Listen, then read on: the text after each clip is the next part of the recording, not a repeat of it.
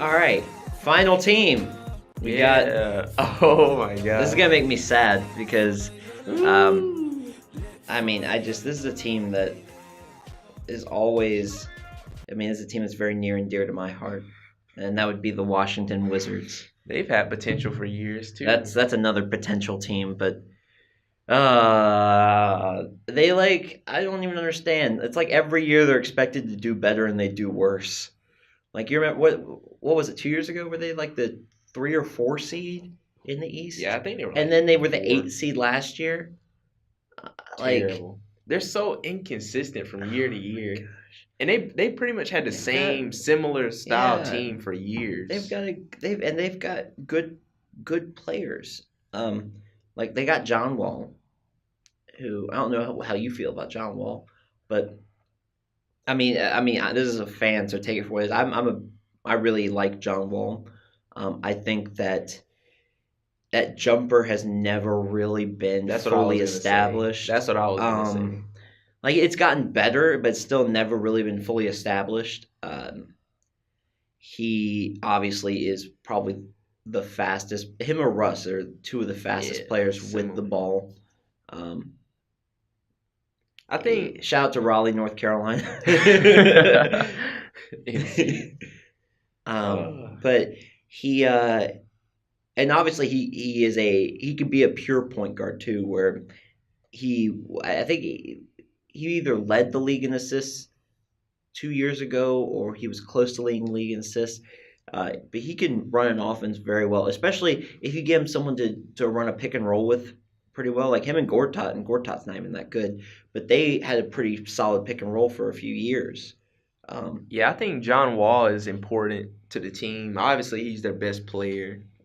And it's just he's very good in transition and stuff, but it's his half-court offense that's the problem. You can't really rely on him to make a lot of mid-range shots. That's kind of his weakness. He can hit them. He can hit them, but even when he's wide open, he doesn't hit them consistently.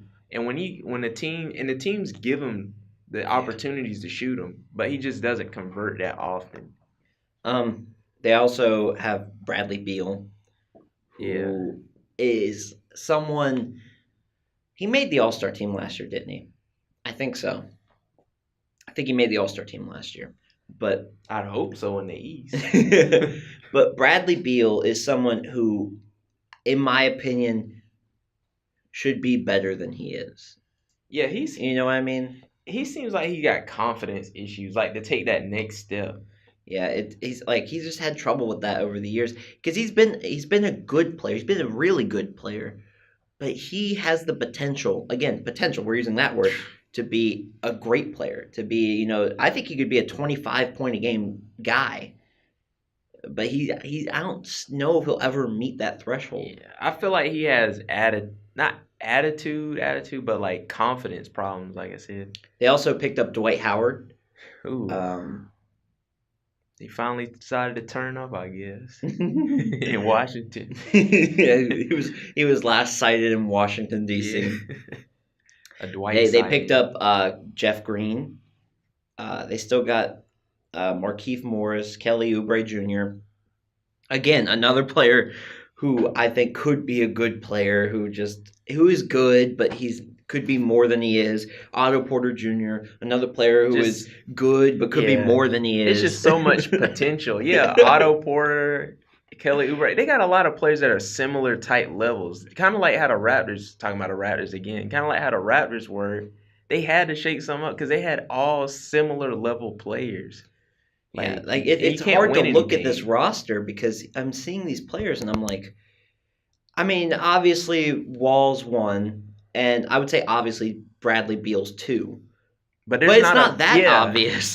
Number 3 is like a toss-up. Who was their third best player, really? You could say it's Otto Porter, but not really. Yeah, you could be like, is Otto Porter better than Kelly Oubre? I don't know. Is Kelly Oubre better than so-and-so? They got Austin Rivers now. Wow, he's going to light it up. He's going to light it up. Yeah, I see them. I honestly see them missing the playoffs, especially now with Cleveland out the way. And when I say missing the playoffs, I mean like just barely, like 9 seed.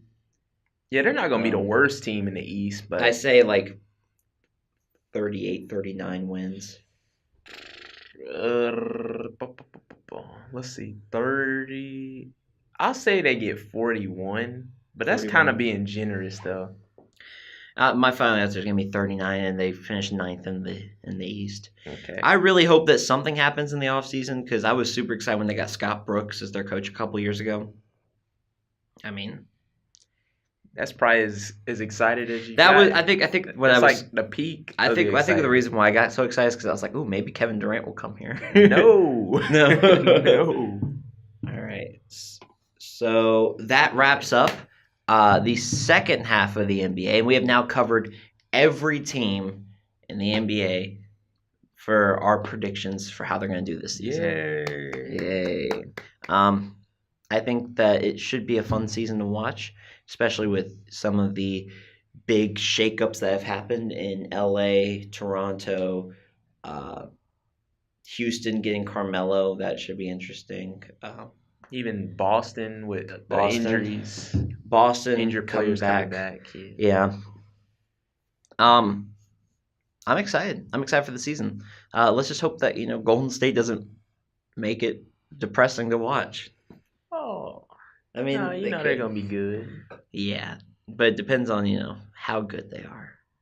Anyways, yeah, I do want to see some competition. Yeah, I would really enjoy if there was some parity in the NBA. All right, thank you for listening, and we will see you next time.